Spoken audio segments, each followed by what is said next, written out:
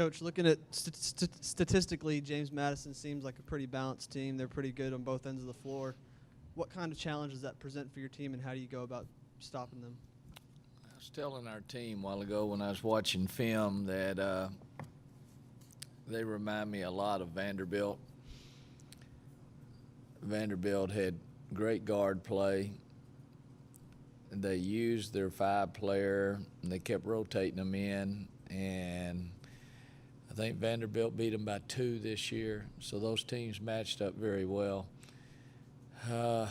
James Madison, it's a very guard-orientated team, but they're very serviceable at the 4.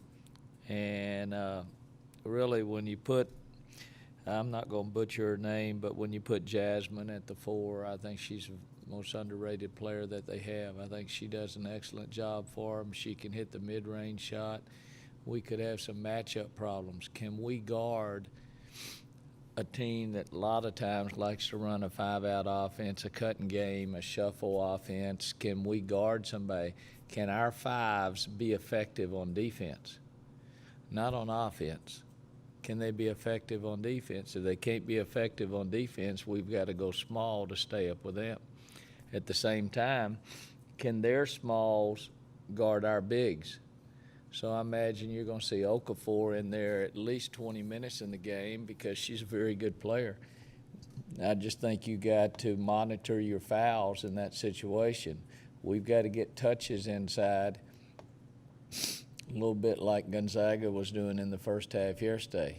But everybody talks about our size, but if you look at it, they're 4 players 6'2", mine's 6 foot. It doesn't matter if she's listed 6'1" or not. My 3-player is 6 foot. Theirs is 6 foot. Our guards are about the same, 5'6", 5'8".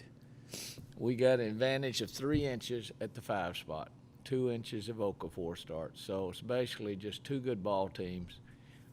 How are we going to be able to defend their offense? Because it's a lot of passing and motion and movement.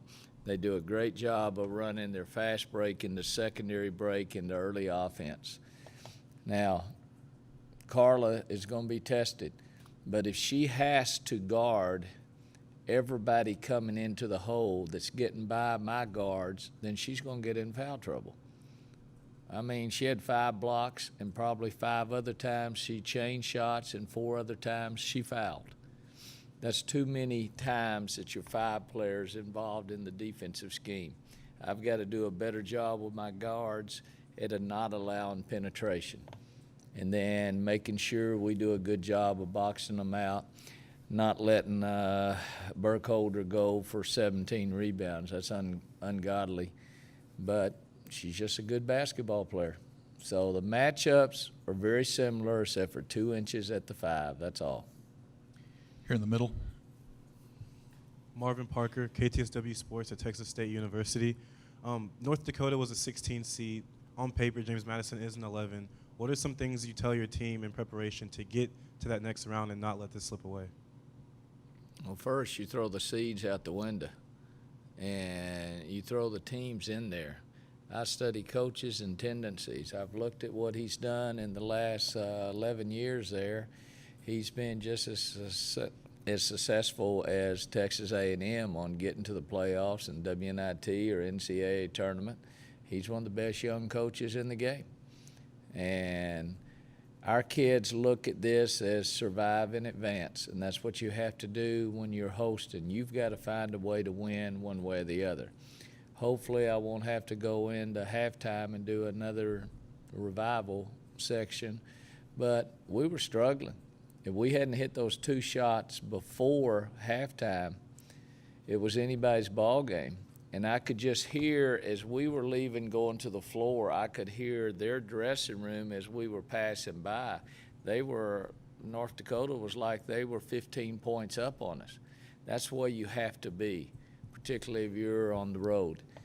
And what we want to do is go in, take care of business, play our game, have an up-tempo game, but the games are still going to be decided at the end on half-court defense, half-court offense. All the fast breaks, all the presses and all that stuff, that's all window dressing. that sets the tone. At the end, can you execute your sets? Can you run an inbounds play? Can you hit a pressure free throw? Do you need a 3 to tie? All that comes on the half court. And that's what we have to do a better job of than what we did yesterday. Brent? Gary, you arrived here in 2003, the same year as Dennis Franchione, with just a little bit less fanfare. And in that time, you've seen a lot of coaches come and go. So I guess in 1,000 words or less, what's been the key to your longevity and here as you've seen other coaches in the major sports come and go? Well, I had Whataburger for lunch. God,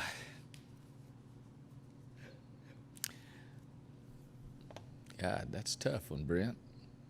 1,000 words thing? There's been some coaches that have gone, but to tell you the truth, there hasn't been as many from this university go as you would think. I know we're on our 4th football coach, I think. Is that right? Has there been Franchione? 3rd. Basketball coaches, I've been through 4. Baseball coaches, this is my 2nd one. Track coaches, my 2nd one. Everything else is pretty much status quo.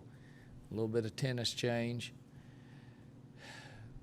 I just believe in doing things the right way, even if it means not getting all the talent. Who can fit and who can play for you? What type of kids do you want in your program, and who can play your style? These 3 up here definitely can. And they all had great options to go in place, but they believe in what we're doing as a staff.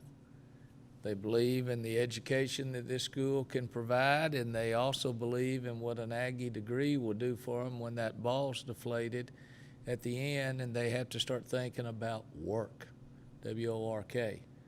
Because when you look at it, 75% of college athletes have never had a job in their life. They used to, but right now, today's athletes, 75% of them have never worked in their life. They've just always been an athlete for 12 months a year, summer ball or whatever, and they've got to grow up. So I'm trying to teach life's lessons as well as I'm trying to teach the X's and O's. I'm trying to recruit families, not individuals, and I'm trying to find out who really wants to be here and be part of a top 15, top 10 team, top 5, hopefully again someday. And there's a lot of kids don't want that. The best part that saves our game, Brent, is I don't have to deal with 1 and outs, okay? I think 3 out of the 4 1 and outs are already gone right now. The Dukes, Kentucky survived, North Carolina lose. They lost, and Kansas lost, so 3 out of 4 of them are gone. And the teams that are still standing are the ones that have a lot of good juniors and seniors that are appreciating the education. And in the women's game, that's the best thing we have going. And while the money is not enough in the WNBA to entice the lawyers, that's who will come next, the lawyers who will want to change the rules for you can go 1 and out. There's not enough money for the lawyers, so the women's game is policed very good with a 22 age limit and the 4 years of staying in school. And that's one of the reasons why I enjoy it. So that's my long-winded answer. We'll go to Cease and then come back over here. Gary, you mentioned last night the layoff, but also at times this year, you're still young, and could that have played a little bit into it? And also maybe the fact that there wasn't quite a sense of urgency because maybe they thought they would win that first round game? Well, first, we were a little surprised that North Dakota came out into a man. We called 3 straight man plays that worked bam, bam, bam. The first one we threw out of bounds when Carla was wide open on a slip. The next time we ran a little screen action that they misjudged and Williams had an open 2. And the next one we just went into our weave offense, which James Madison runs just as well as we do. And all of a sudden we had the perfect look and we missed the shot. Is it the layoff, or I don't think there's really a reason. I just think we did start off 10-3 up, even though we missed a few early shots that might have stretched it out. But sometimes it's just basketball. It's just basketball. It's the ebb and the flow of the game, and you've just got to adjust with the game and realize, as a coach, don't get too excited, don't get too upset. Look at that doggone wrist was supposedly that plus is for me to stay positive, and realize it's a 40-minute game. And my assistants made some great adjustments at halftime. We showed them what the press can do and be effective. Usually it's effective at the first of the game, but it was effective in the second half of the game against this team. But James Madison isn't a team that we can press for 40 minutes. I promise you that. Here in the middle. Coach Burke was talking about how the Mississippi State game that they played back in November, against, obviously now the SEC team was beneficial for them. Is that a tape that you guys have pulled out to see what kind of things you can do against them? They had to play a close game against them. I think very similar. Mississippi State's got Allwall in there, first team, and we've got Carla Gilbert. We run a lot of the same sets. That's what you do when you leave a program that is successful. You steal whatever you want and then put in your own stuff. And I think that'll happen. But if I'm not mistaken, Mississippi State won that game by about 13. But I'm sure it was not one of James Madison's best games. I like to look a little bit at the Mississippi State to see how they're going to guard our triple post offense or how they're going to guard our high stack zone offense, because they run some of the same things. So we'll be devouring those tapes to see how did they guard it in their zone, okay? On the man-for-man principles, yeah, we run a lot of the same things, but I think that's just part of it. It's a new thing. That was November or December, early. James Madison's a whole lot better. Remember, we went over to the island also, and we lost 2 out of 3 games when we were on the island. Anything can happen on the islands when you go over there. And maybe the same things happened to James Madison that happened to us. Maybe we were putting on suntan oil when we should have been reading our playbook a little bit better. Christy. Do you talk to the team at all about the second round here last year? Or is it just something you figure they know well about? Christy, I talk to our team about everything in the world. I mean, that's just life. I talk to them about every men's game that I see, every women's game. I try to keep them informed. I want them exposed to the world of sports, to the highs and the lows that you've got to go through. I want them to be a student of the game, not just a player of the game. Sure, I talked to them about Nebraska last year, but it's going to be the same type of thing. Remember, the year before that, it was Arkansas, and we won by 1 point or 2 in that ball game. It's pressure, and you've got to love pressure, and you've got to embrace it, and that's what we want. I'd sure rather be playing here than at James Madison.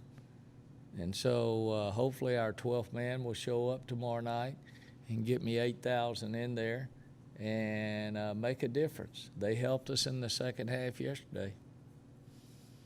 Let's go to Ronnie. We'll come over here, Ronnie. Coach, you mentioned her a little bit already, but can you speak a little more on Kirby Buckholder and what she brings to the table for James Madison?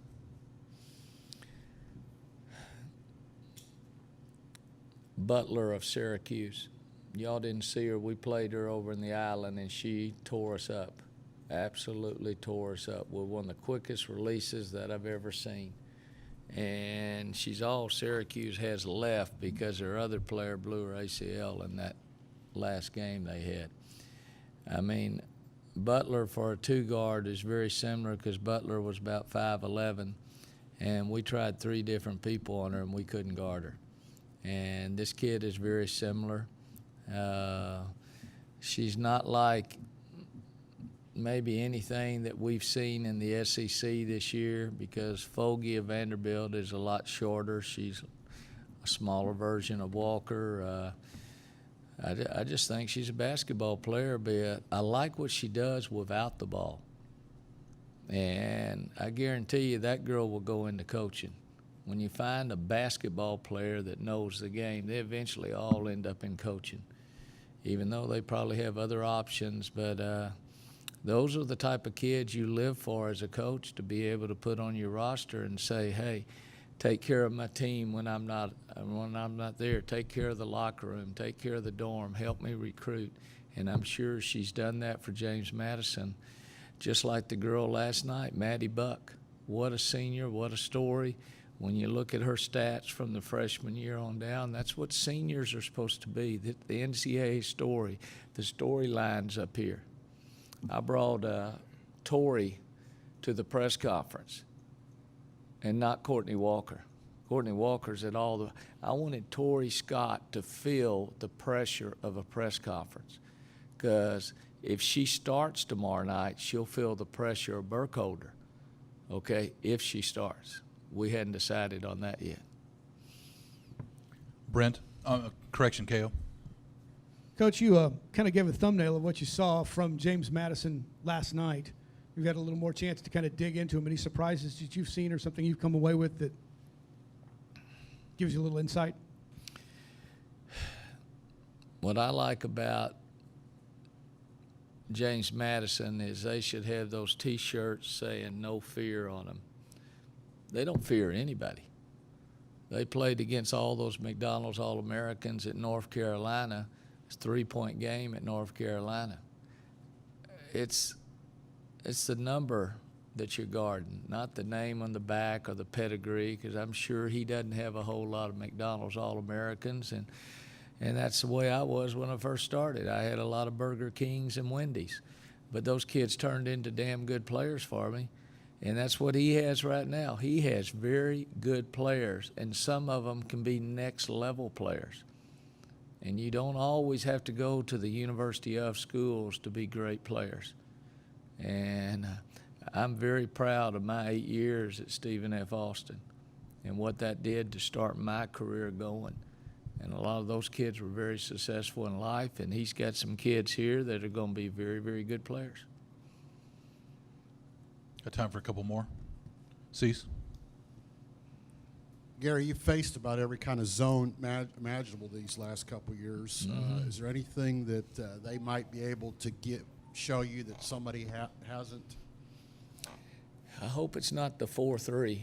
The 4-3 would give us some problems. We saw a little bit of 1-3-1. We saw the 2-3 last night. We've seen the triangle and 2. We've seen the box, the chaser. We've seen the collapsing inside the 3-point line, and we've seen everything. It's all about ball movement and player movement and ball fakes. You have to be sure you're moving the ball and you're seeing the whole floor. And sometimes we struggle a little bit on that. What I like to do against the zone is I like to dribble penetrate instead of making 5 passes around the perimeter and hoping to hit a 20-foot jump shot with 5 seconds to go. I like to penetrate into the guts of it, see how they're going to defend it. Then if it opens up for a 15-footer, I'm in love with that. I don't have to have the three-pointer, but I'm really in love with the offensive rebound and the putback and the foul. And I get excited and I jump up high and we jump into the press. To me, that's like a triple in baseball, Cease. You get an offensive rebound, a putback, and a foul, a free throw in the press. I love it.